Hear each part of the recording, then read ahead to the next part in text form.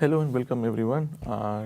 As we discussed about light emitting diode in the last class, today we'll talk about laser, that is light amplified stimulated emission radiation. We'll talk about how this stimulation is coming into the picture. How do we stimulate all the photons to be generated at a single go? Okay, so let us try to understand what is the difference between lasers and the ordinary light source such as tungsten, halogen or light emitting diode. The first thing is the coherence. So as we talked about coherence, we talked about coherence of both spatial and temporal coherence. So both are significantly higher in the case of lasers as compared to the light emitting diode. It is collimated, means it is a coherent beam of light propagating a certain beam at a very long distance, right? So the parallel beam nature of the light source in the case of laser is seen as a stark difference as compared to the other light source. It is monochromatic, means it also has a very high temporal coherence. It has a very low full width of maximum, and you can go for these lasers from a very low intensity to a very high intensity as well. The pulse could also be varied. Usually the lasers are used in pulses as well as in continuous light source. So the pulses, we can also make it very short pulses in order of nanoseconds, picoseconds as well. Okay. So let us try to understand how does the laser actually works. The laser actually includes the grain medium where the multiplication of photons actually occurs. It has mirrors on both the sides where the photons which are generated are keep bouncing back, and then we have a small area where the photon actually emits. Okay, these are the main components of your laser cavity, and let us try to understand how this actually happens. This is a nice animation which I would like to just show to you. This is very nice animation because it actually shows you how does the photon multiplication actually happens. So here you can see what you have is for any a particular atom. Now this atom could be example it could be a gas as well, so it's not kind of any problem. So it could be a gas molecule, for example, and this is an atom of that gas molecule, and this is actually at a very low state of energy. So you can see this is at a very low state of energy, and once we give some energy, so we can give some potential difference, and this actually moves up to a very high energy.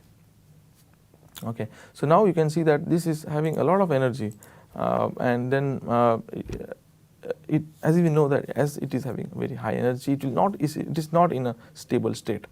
Okay, so it could actually relax. It wants to actually relax to a lower energy state, right? So now what we will do is that we will actually try to shine one single photon. Okay, what we are doing is that we are shining one photon to this high energy state of a particular atom, and what we see is that because of it is at a very high energy state, it will actually come to a relaxed state, and because of moving from high energy state to a lower energy state, once this photon interacts, there will be not just one photon but another photon as well, because the one is the original photon and the second is the photon which is coming when it is moving from high energy to a low energy state. Okay, here you can see that, right? So now you can see that we have two same identical photons now, but the energy of the atom is now moved from high to a low. Okay, this is a case of a single photon interacting with a single energized atom. Now let us see what will happen to a cavity which is bubbling with a lot of gas molecules. It has a lot of atoms which are now energized inside the laser cavity. So you can see this another case. Here you can see these are a lot of gas molecules, a lot of atoms which are in excited state, and then one photon which comes over here. You can see this is a single photon which interacts with the atom. After interacting with the atom, there are two photons here you can see, and then you have a mirror on the left hand side which reflects these 2 photons. So the mirror will not double the number of photons, but it will just reflect. So it's reflecting, so it moves backward again and then interacts with few more energized atoms, and 2 will actually make it double to 4, and then 4 will get reflected back from this mirror, again go back, 4 will make now 8, and similar to this it will keep on exponentially increasing. You can see this one.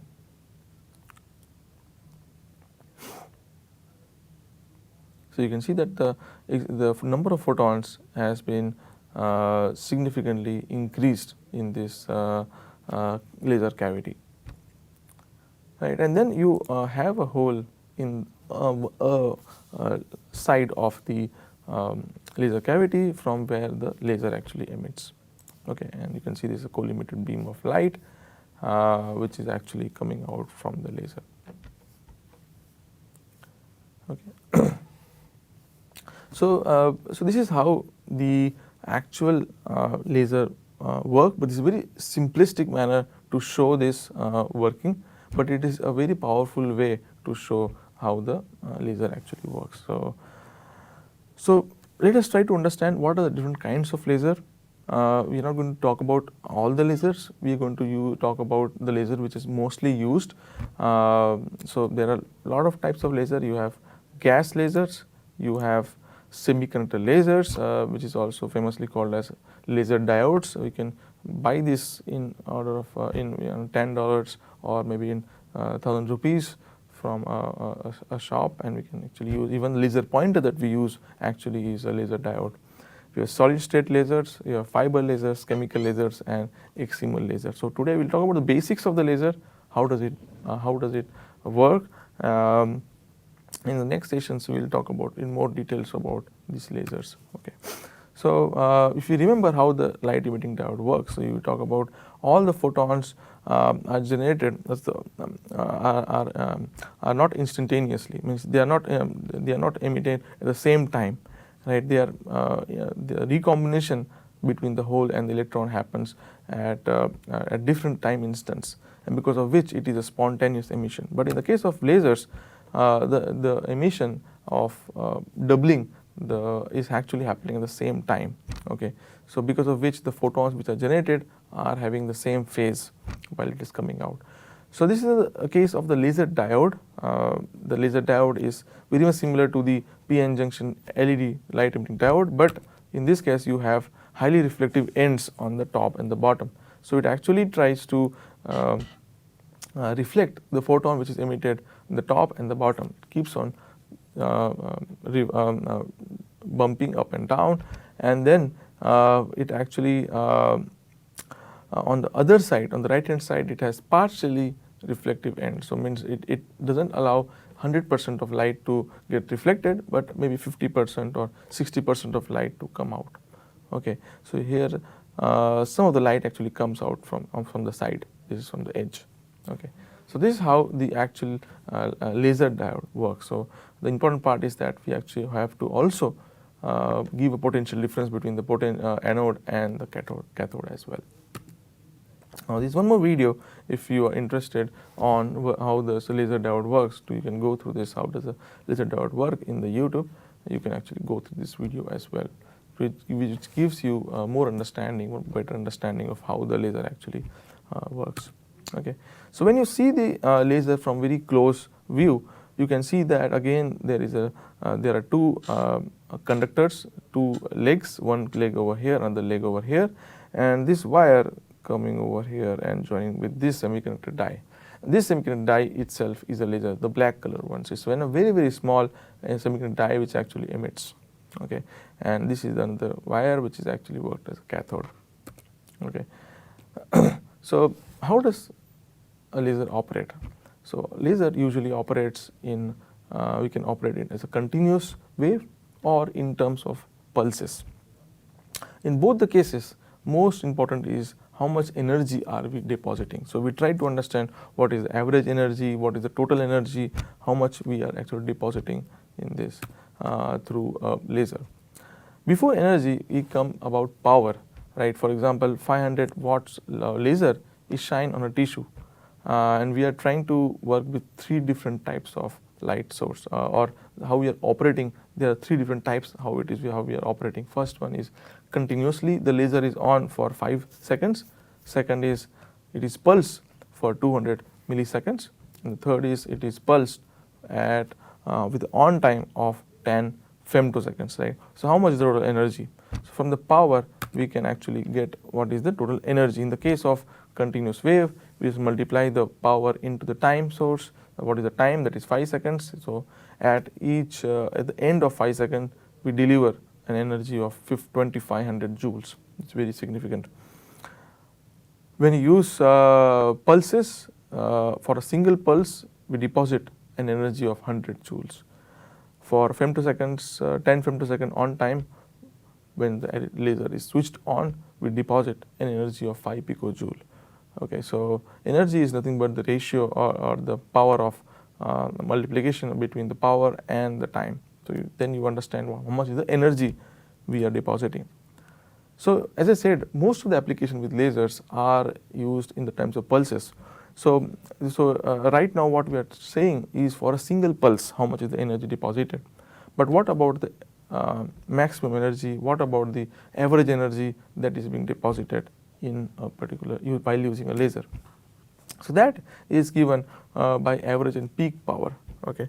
So if we consider the pulses similar to this on time, the time which is this laser is on, this delta t is the on time, and this is the complete period, that is the capital T.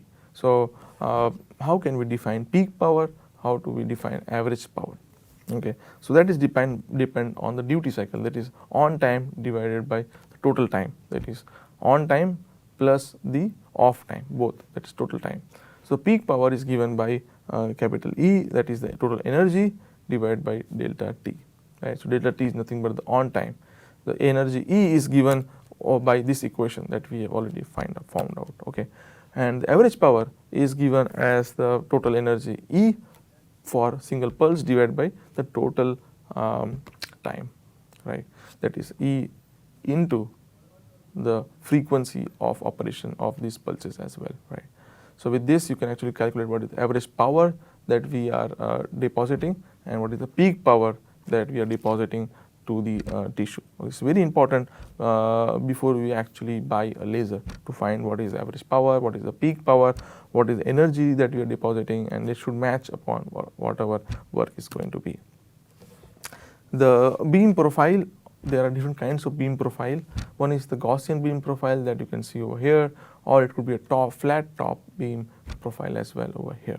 So when you shine the laser, the intensity of the laser would be depreciating in the form of a Gaussian beam, or it could be continuous or kind of very flat energy intensity between this circle, and then it sharply reduces on the sides as well.